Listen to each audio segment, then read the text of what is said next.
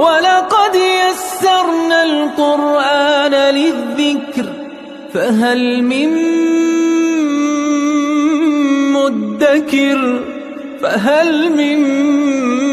مُّدَّكِرٍ اعوذ باللہ من الشیطان الرجیم بسم اللہ الرحمن الرحیم الحمد للہ رب العالمین وصلی اللہ علی سیدنا و نبینا ابی القاسم المصطفى محمد وعلى آلہ الطیبین الطاہرین المعصومین اما بعد اعوذ باللہ من الشیطان الرجیم بسم اللہ الرحمن الرحیم وَمَثَلُ الَّذِينَ يُنْفِقُونَ أَمْوَالَهُمُ ابْتِغَاءَ مَرْضَاتِ اللَّهِ وَتَثْبِيتًا مِّنْ أَنفُسِهِمْ كَمَثَلِ جَنَّةٍ بِرَبْوَةٍ أَصَابَهَا وَابِلٌ فَآتَتْ أُكُلَهَا ضِعْفَيْنِ فَإِن لَّمْ يُصِبْهَا وَابِلٌ فَطَلٌّ وَاللَّهُ بِمَا تَعْمَلُونَ بَصِيرٌ صدق اللہ العلی العظیم۔ سورہ بقرہ کی آیت نمبر 265 میں پروردگار عالم نے ان افراد کی تمثیل پیش کی ہے جو اپنے اموال کو اللہ کے لیے راہ خدا میں جب دیتے ہیں تو ان کے مد نظر ذات پروردگار ہوتی ہے، وہ لوگوں کو دکھانے کے لیے نہیں، وہ احسان جتلانے کے لیے نہیں، وہ فقراء کو اذیت دینے کے لیے نہیں، بلکہ مرضی پروردگار حاصل کرنے کے لیے وہ انفاق کرتے ہیں۔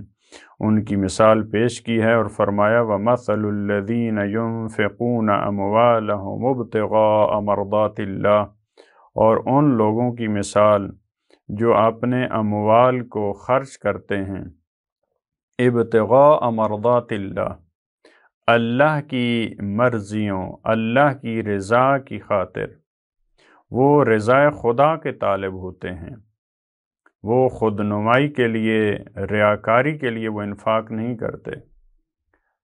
اہل البیت کا اور انبیاء الہی کا ان کا شیوہ یہی تھا،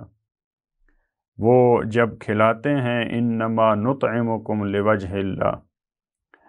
جب وہ خطروں میں بستر رسول پہ سوتے ہیں تو وہاں بھی ان کے لیے یہی ہے کہ مرضی پروردگار کیا ہے،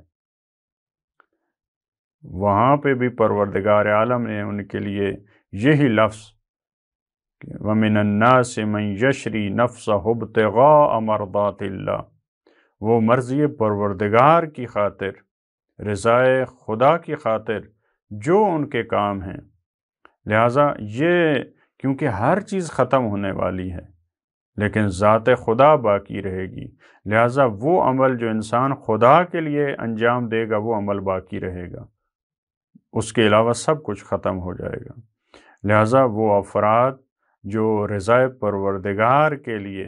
اپنے اموال کو خرچ کرتے ہیں وَتَثْبِيتًا مِّنْ أَنفُسِهِمْ، اور اپنے ثبات نفس کے لیے خرچ کرتے ہیں، اپنے نفس کو کنٹرول کرنے کے لیے خرچ کرتے ہیں، یعنی ان کے نفس کی پاکیزگی، ان کے نفس کو اس خرچ کے ذریعے، اس انفاق کے ذریعے پاکیزگی حاصل ہو، کیونکہ خود انسان اس سے بڑھتا ہے، انسان انفاق سے پرورش پاتا ہے، اس کے نفس میں تبدیلی آتی ہے، اچھے اعمال کرتا ہے تو اچھی جہت میں انسان کا نفس بڑھتا ہے، اور اگر انسان برے اعمال انجام دیتا ہے تو اس کا بھی انسان کے نفس پہ اثر ہوتا ہے۔ اب ان لوگوں کی مثال پروردگار عالم نے پیش کی ہے جو رضا خدا کے لیے اپنے مال کو خرچ کرتا ہے، یہ شخص کمثل جنۃ بربوۃ، اس کی مثال یعنی اس کے انفاق کی مثال کمثل جنۃ، ایک باغ جیسی ہے، بربوۃ، ربوہ کہتے ہیں سرسبز زمین، ایسی سرسبز زمین جو بلندی پہ واقع ہے اس کو ربوہ کہا جاتا ہے۔ جنۃ بربوۃ، اس کی مثال ایک ایسے باغ کسی ہے جو مرتفع اور بلند زمین پہ واقع ہو، اصابہ وابل، اور اس کو موسلادھار بارش وہاں پہ برسے، اصابہ وابل، تیز بارش، موسلادھار بارش بلندی پر بھی ہے، وہاں پہ اس کو موسلادھار بارش کا سامنا ہے، فآتت اکلہا ضعفین، تو یہ اپنا پھل 2 برابر دے۔ اکل کہتے ہیں اس محصول کو، اس پھل کو، جو کوئی درخت یا کوئی پودا جو محصول دیتا ہے، جو پھل دیتا ہے، اس کے لیے اکل کا لفظ استعمال کیا جاتا ہے۔ عقل سے ہے، جو چیز کھائی جاتی ہے۔ تو یہ 2 برابر، کیونکہ بلندی پہ واقع ہے اور وہاں پہ موسلادھار بارش ہوئی ہے، پانی کی اس کو کمی نہیں ہے، سورج بھی اچھے انداز میں اس پہ پڑتا ہے، لہٰذا یہ خوبصورت انداز میں اپنا پھل دیتا ہے۔ فَإِن لَمْ يُصِبْهَا وَابِلٌ، اور اگر اس کو موسلادھار بارش نہ پہنچے، اگر بہت زیادہ بارش وہاں پہ نہیں ہوئی، فطل کہتے ہیں جو پھوہار ہوتی ہے، جو بوندا باندی ہوتی ہے، اس کو فطل کہتے ہیں۔ یعنی اگر اتنی تیز بارش نہ ہو، موسلادھار بارش نہ ہو، اگر تھوڑی بارش ہو تو وہ بھی اس کے لیے کافی ہو جاتی ہے،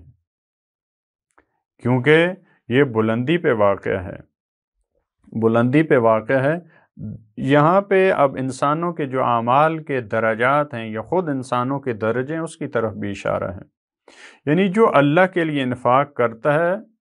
اس کے بھی ممکن ہے مختلف انسانوں کے مراحل ہوں۔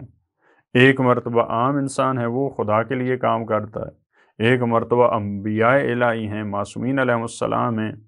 وہ بھی خدا کے لیے کام کرتے ہیں، لہٰذا میں نے عرض کیا ان کے لیے بھی ابتغاء مرضات اللہ کا لفظ استعمال کیا قرآن کریم نے، اور عام انسانوں کو بھی، عام مومنین کو بھی کہا کہ آپ بھی کام کریں تو ابتغاء مرضات اللہ انجام دیں، لیکن ان کے درجے میں اور عام افراد کے درجے میں فرق ہے، لیکن دونوں کیونکہ خدا کے لیے ہیں تو اس کو نقصان نہیں ہے، فائدہ ضرور ہے۔ ایک کو اس طرح سے فائدہ پہنچے گا جیسے موسلادھار بارش ہو تو کیسے اس فصل کو فائدہ پہنچتا ہے، دوسرے کو اس طرح سے فائدہ پہنچے گا جس طرح بوندا باندی ہوتی ہے، تھوڑی بارش ہوتی ہے تو اس کو بھی بالآخر نقصان نہیں ہوتا، فائدہ اس کو بھی ہوتا ہے۔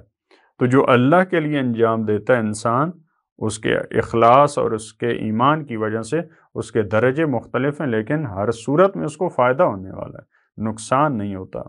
واللہ بما تعملون بصیر، اور اللہ یقیناً جو تم انجام دیتے ہو اس سے باخبر ہے، اس سے آگاہ ہے، اس سے بینا ہے۔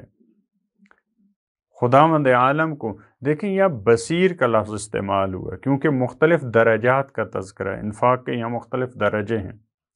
لہٰذا یہاں پہ فرمایا کہ خدا بصیر ہے، وہ آگاہ ہے، وہ بڑی باریک بینی سے وہ دیکھ رہا ہے کہ کس کا انفاق جو خدا کے لیے انجام پایا ہے وہ کس درجے پہ ہے، وہ کس لیول پہ ہے، لہٰذا اسی کے مطابق اس کو اجر ملتا ہے، وہ کس درجے پہ ہے۔ وہ ایک مرتبہ معصومین والا درجہ ہے، ایک مرتبہ وہ عام افراد والا درجہ ہے، افراد کے مختلف درجے ہیں، ہر ایک کو پروردگار عالم، یہ بھی واقعاً اس کی عظمت اور اس کے علم اور اس کی قدرت کی ایک بہترین دلیل ہے کہ پروردگار عالم ہر انسان کے ارادے سے، اس کی نیت سے، اس کے ایمان کے لیول سے پروردگار عالم آگاہ ہے، لہٰذا اسی کے مطابق اس کو اجر ملے گا۔ جس کا اخلاص بلند ترین مرحلے پہ ہے اس کو اسی کا اجر ملے گا، جس کا درمیانہ ہے اس کو اسی کے مطابق اجر ملے گا، جس کا اخلاص ایک ابتدائی مرحلے میں ہے اس کو اسی کے مطابق اجر ملے گا۔ ہر ایک کو پروردگار عالم، کسی کا بھی اجر ضائع ہونے والا نہیں ہے، ہر ایک کو اس کے مطابق اجر ملے گا۔ پروردگار عالم سے یہ دعا ہے کہ خدا ہمیں توفیق دے کہ یہ جو درجہ ہے، یہ جو افراد ہیں جن کی پروردگار عالم نے کمثل جنت بربوہ کے ساتھ جن کی مثال دی ہے، خدا ہمیں انہی افراد میں سے قرار دے اور ہمارا انفاق بھی انہی افراد کی طرح ہو۔ اللہم صل علی محمد و آل محمد۔